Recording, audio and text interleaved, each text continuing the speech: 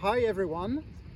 As you can see from the beautiful scenery, we are here in Greece on vacation, and I thought it would be a good place and a good time to make a little follow-up on my last message about not loving the world, and when we talked about the first letter of John, when he warns us about the dangers of loving the world. And you remember that he refers to the appeals of the world, and he mentions three examples: the desires of the flesh, the desires of the eyes, and the pride of life. And he gives us also two reasons why we should not love the world. Because first of all, loving the world drives us away from the love of the Father.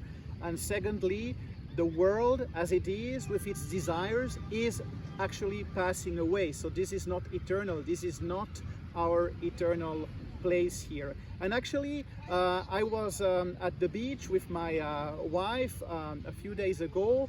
Here, beautiful beach, but very, very crowded. So it was really packed. The place was packed, and it really felt like everyone was doing this competition on taking the best picture possible in order to post it on Instagram, on Facebook, or on any other social media. And it really felt like people are competing in order to be the most beautiful, to have the best outfit, so that they can somehow boast with that, you know, to show to their friends, look, I'm here, I'm in this beautiful place on vacation. So that was one experience. And then by contrast, on the other day, we went to this other beach, which was completely different because it was really desertic. It was just the two of us, my wife and me, and it felt like almost that little kind of Garden of Eden, because it was just us and the nature. So we could admire the creation of our Father, and we could do some snorkeling and see the fishes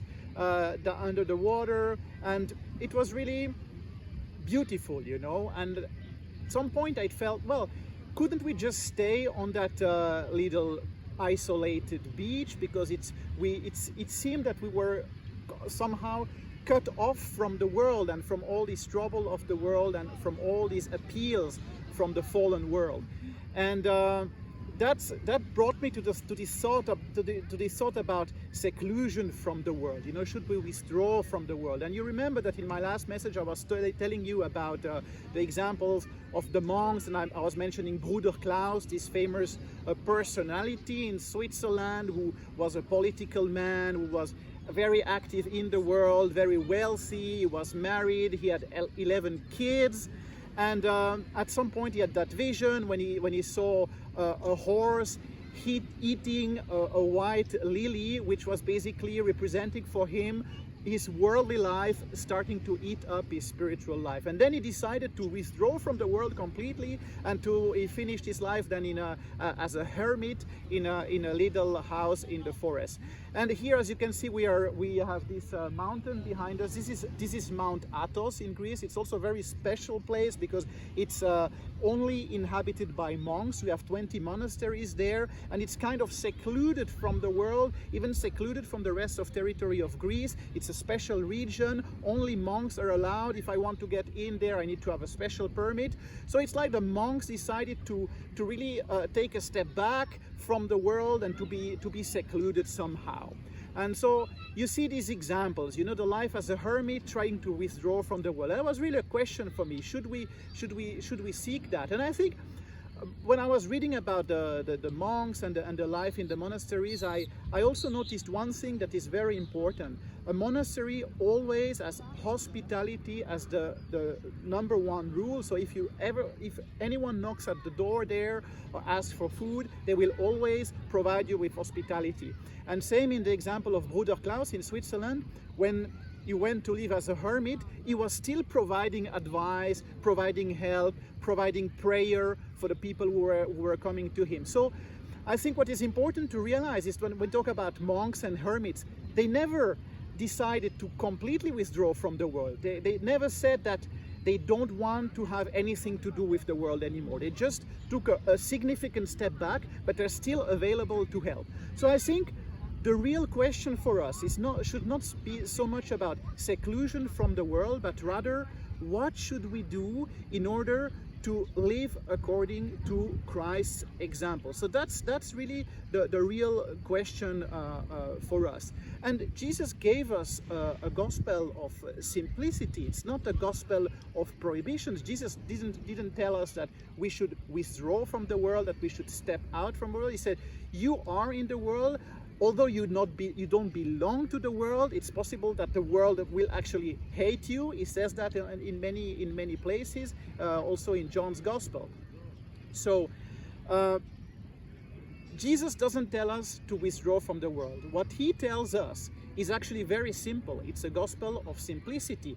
Just we always tend to make things a little bit more complicated. And actually, there is this passage in Matthew chapter 22, when verse 35, when a lawyer comes to Jesus, and you know, lawyers tend to make things always a little bit more complicated. And I'm a lawyer myself, so I can admit that we often tend to make simple things more complicated. So comes the lawyer to Jesus, and he asks him, "Teacher, what is the greatest commandment?" And Jesus tells him it's clear. The greatest commandment is always love God with all your heart, soul, and mind. That's the greatest commandment. And then he gives him a bonus, he gives him a second one, and he tells him, always also love your neighbor as yourself. So it's two commandments. He gives him the greatest commandment, love God first, and then as a second commandment, love your neighbor as yourself. So that's our roadmap basically. It's quite simple. We should always ask ourselves, are we living according to this greatest commandment? Am I loving God more than anything else? And am I also loving my brother, my sister, my neighbor as myself? And you know, as we were talking about John's letter in John's first letter, chapter 4, verse 21, he also concludes with that aspect. So after John has warned us about the dangers of the world, he concludes in chapter 4 by telling us that the most important commandment after loving God is also to love your brother. That basically, if you're not loving your brother, if you're not loving your neighbor, you're actually not following the greatest commandment, which is to love God. Because the love that you express for your neighbor, for your brother, for your sister, is actually in direct relation with that greatest commandment, which is to love God. So I hope that with this message, this little sequel or follow-up on the last message, I hope that it will serve as a reminder, and that will help you to strengthen your love for God in your everyday life, and also that it will help you to think about loving your neighbor always. And it's not always easy, because we have neighbors who are not always easy, but we have to love them as well. This is a commandment from God.